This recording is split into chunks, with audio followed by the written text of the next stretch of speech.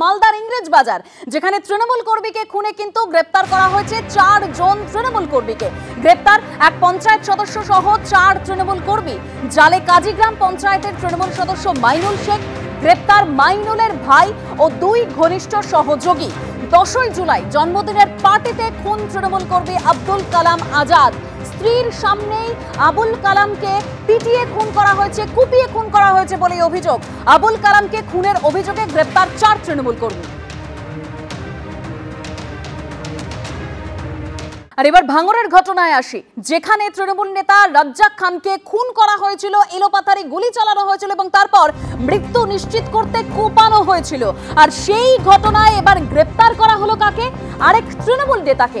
তৃণমূলের অঞ্চল সভাপতি খুনে 3 দিনের মাথায় জালে দলেরই নেতা ধৃত মোফাজ্জল মোল্লা খুনের মাস্টার মাইন্ড, এরকমই পুলিশ সূত্রে দাবি করা হচ্ছে। এলাকা দখলকে কেন্দ্র করে দুজনের বিবাদ, আর্থিক লেনদেন সংক্রান্ত গন্ডগোলের জেরে এই খুন অনুমান করছে পুলিশ। তবে ঘটনায় আর কারা জড়িত, ঘটনায় আর কারা ছিলেন ঘটনাস্থলে, টাওয়ার ডাম্পিং সিস্টেমের সাহায্য নিচ্ছে পুলিশ। তবে এই মুহূর্তের যেটা সবথেকে বড় বিষয়, যে ইতিমধ্যে এই ঘটনায় কিন্তু আরো এক তৃণমূল নেতাকে গ্রেপ্তার করা হয়েছে এবং যাকে মাস্টার মাইন্ড বলছে পুলিশ। পুলিশ সূত্রে এরকমই তথ্য সামনে আসছে। আরো বিস্তারিত আমরা জানবো সরাসরি হিন্দল দে আমাদের প্রতিনিধি আমাদের সঙ্গে রয়েছেন। হিন্দল, একেবারেই দেখো, এই রাজ্জাক খান খুনের ঘটনায় বারংবার প্রশ্ন উঠছিল এই খুনের নেপথ্যে কে বা কারা রয়েছে।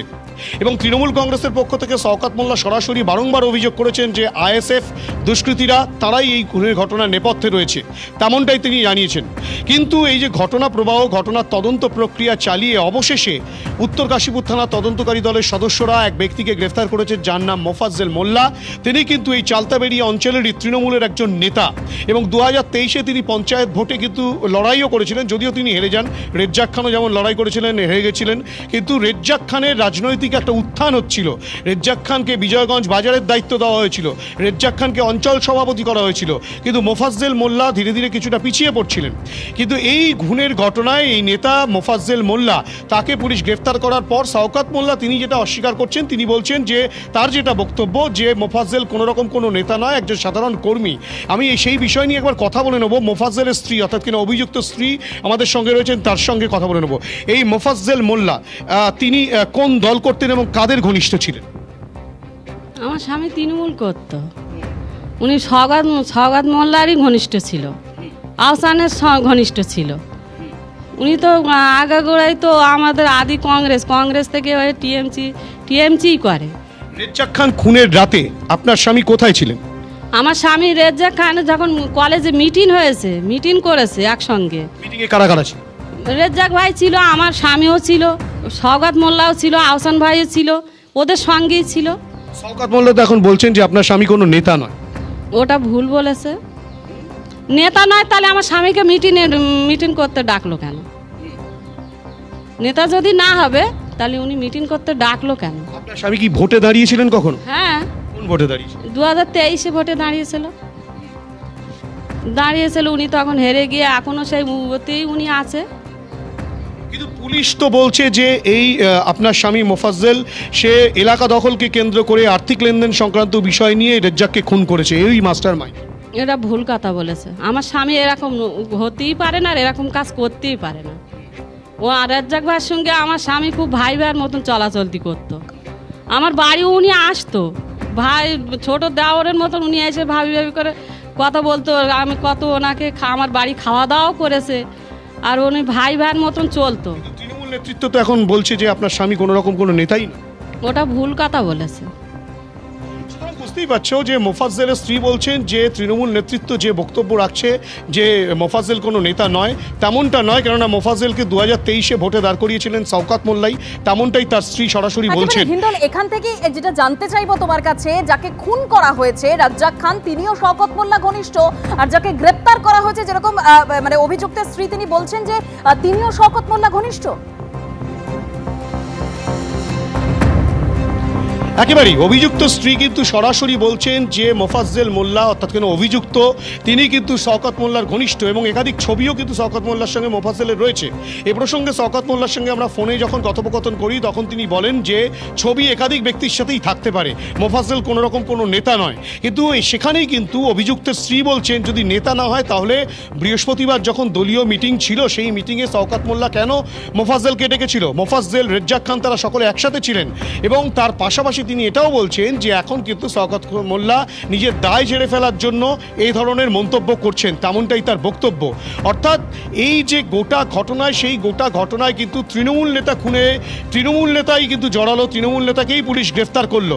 যদি এখনও পর্যন্ত শওকত মোল্লার ফোনে যেটা তিনি বক্তব্য দিয়েছেন যে মোফাজ্জেল করে থাকলেও এর নেপথ্যে কিন্তু তিনি এখনও দাবি করছেন যে আইএসএফই কিন্তু যুক্ত রয়েছে, তাহলে কি আইএসএফের কোনো নেতৃত্ব এই তৃণমূলের নেতাকে বা তৃণমূলের শওকত মোল্লার কথা অনুযায়ী তৃণমূলের কোনো কর্মীকে দিয়ে খুন করালো, অর্থাৎ করে মোফাজ্জেলকে দিয়ে খুন করালো?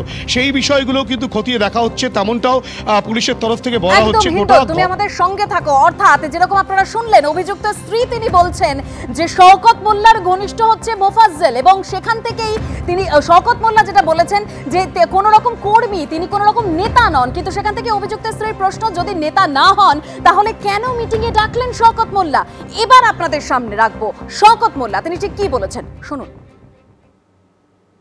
তৃণমূলের কোন নেতা মোফাজ্জেল বলে নেই।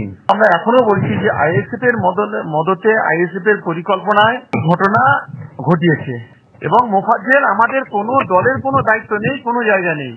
যদি সেই ঘটনা ঘটিয়ে থাকে তাকে দৃষ্টান্তমূলক শাস্তির ব্যবস্থা করা হোক, এটা আমরা চাইছি। এই যে মোফাজ্জেল পঞ্চায়েত দাঁড়িয়েছিল, যেমন আইএসএফ এর অনেক পঞ্চায়েত মেম্বার দাঁড়িয়েছিল, সেটা তারা অনেকে আমাদের দলে এসছে। 2023 আর আজকে 2025 এই বছরের মধ্যে অনেক ঘটনা ঘটেছে, এর মধ্যে অনেক চক্রান্ত ষড়যন্ত্র আছে।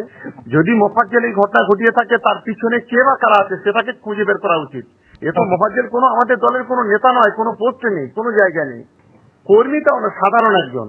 আজ থেকে 2 বছর আগে ওকে তৎকালীন যারা ছিল তখন টিকিট দেওয়া হয়েছিল, পরবর্তীকালে ওর সঙ্গে সেই ধরনের পার্টির কোনো ইয়ে নেই, রিলেশন নেই। সাধারণভাবে মিটিং মিছিলে যেত, ঠিক আছে। তার সঙ্গে হাজার হাজার লোক আছে, আমার যারা নেতৃত্ব আছে যে কোনো দলের হোক, সে হাজার হাজার লোকেরা, হাজার হাজার নেতৃত্বরা সেখানে থাকে। এইটা দিয়ে সবটা বিচার করা যায় না। ক্যানিং পূর্বে তৃণমূল বিধায়ক শওকত মোল্লার বক্তব্য আপনাদের সামনে রাখলাম। তৃণমূলের অঞ্চল সভাপতি রাজ্জাক খান, যাকে খুন করা হয়েছে, তার স্ত্রী কি বলেছেন এবার শুনুন।